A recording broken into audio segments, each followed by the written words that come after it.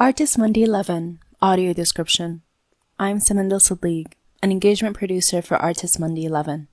This is an audio description of artworks featured in Sancintya Mohini Simpson's exhibition, which is presented at Chapter Arts Center from October 2025 until March 2026. Simpson is a contemporary artist whose work explores migration, memory, and trauma. She is a descendant of indentured laborers sent from India to colonial sugar plantations in South Africa. Working across clay, video, sound, painting, and installation, Simpson uses materials such as ash, sugarcane, soil, and handmade paper to reflect on labor, land, and displacement. Her work focuses on the lives and experiences often excluded from official colonial records, particularly those of women. By addressing the gaps and silences in colonial archives, her work connects historical injustice to present-day discussions around human rights, migration, and environmental responsibility. Vessel, Iteration Number 5, 2024. You are standing at the entrance of a long, hall-like gallery space approximately 30 meters in length and 10 meters wide. The space extends to your right, and along both sides of the hall are large mounds of soil. A winding pathway is curved through the center, allowing visitors to walk between them. The soil forms gentle wave-like shapes that curve and wrap around two large floor-to-ceiling structural pillars extending from either side of the hall. The surface of the soil is rough and uneven, with visible clumps, stones, and granular textures. Its color is a deep, rich, chocolatey brown. Scattered across the soil are dozens of blackened clay vessels known as lota. A lota is a small rounded vessel with a bulbous body, a narrow neck, and a circular flared opening at the top. They vary in size. Some are about the size of a fist, others closer to a small melon. Each vessel sits upright or on its side, facing different directions. None are placed upside down. As you move through the space, sounds emanating from the vessels play softly around you. The combination of soil, vessels, and sound creates a slow, meditative environment that guides your movement through the gallery, holding traces of journeys, labor, and lives carried across land and ocean, lingering in the space as you pass through it. Duo, Video, Stills, 2020.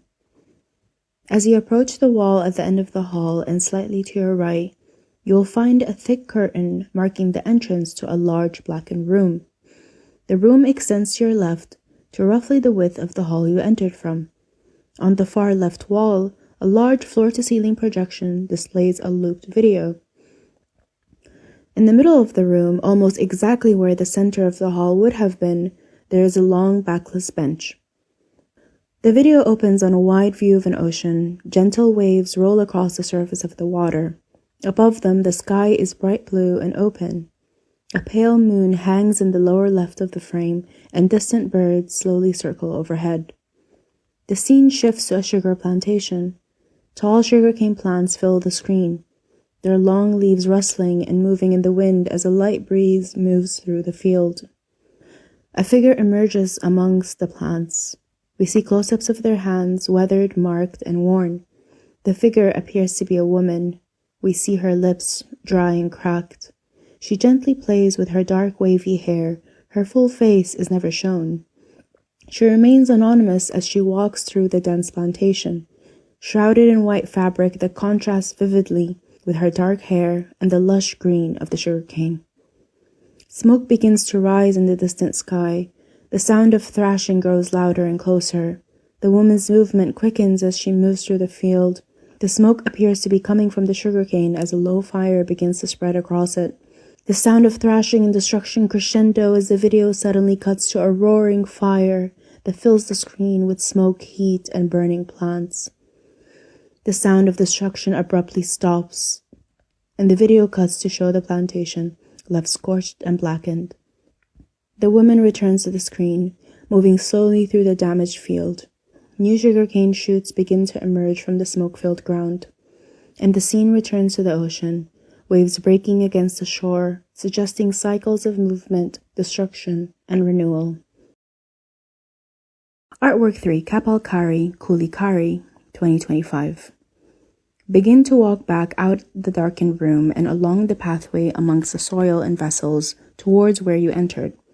Ahead, a smaller gallery space opens off the center of the main hall, to the right of the entrance, past the reception table. As you step inside this room, you will face a white gallery wall where 3 long scrolls are displayed. The scrolls are hung at staggered heights, starting on the left at about the height of an average adult and rising towards the far right to about 3 meters high. Each scroll unfurls downward onto a metal table positioned just beneath it, continuing along, forming soft curves that resemble waves.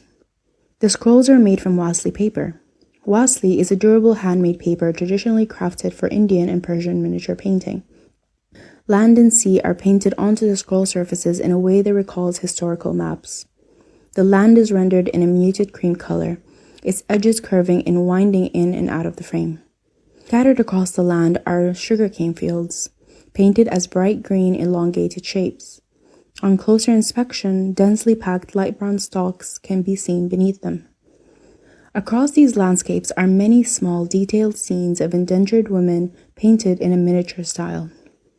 All of them are wrapped in a white cloth that covers their bodies and heads. Their hands and faces are painted in varying shades of brown. Some women carry bundles of sugarcane. Others sit together quietly, close enough to whisper. A pair embraces as one soothes the other. Few are carrying baskets. In one scene, a woman plaits a young girl's hair. In another, a group of women tend to the soil. The surrounding sea is a deep, rich blue, composed entirely of rows of concentric semicircles resembling fish scales. Painted in varying densities of white, some smaller and others larger, the rows form pathways that ebb and flow across the blue background, mimicking the movement and depth of ocean waves. Bodies wrapped in white float on the surface of the water. One woman drifts along undisturbed. In the middle scroll, a sailboat approaches land from the east. Inside the boat, 2 clusters of women sit closely together, waiting to arrive. Handwritten text appears within the images drawn from folk songs from across 3 Indian cultures. On the wall to the right of the scrolls is a large handwritten poem by the artist. Together, the work invites reflection on migration, memory, trauma, and the hidden histories and lives of Indian women within the indenture system.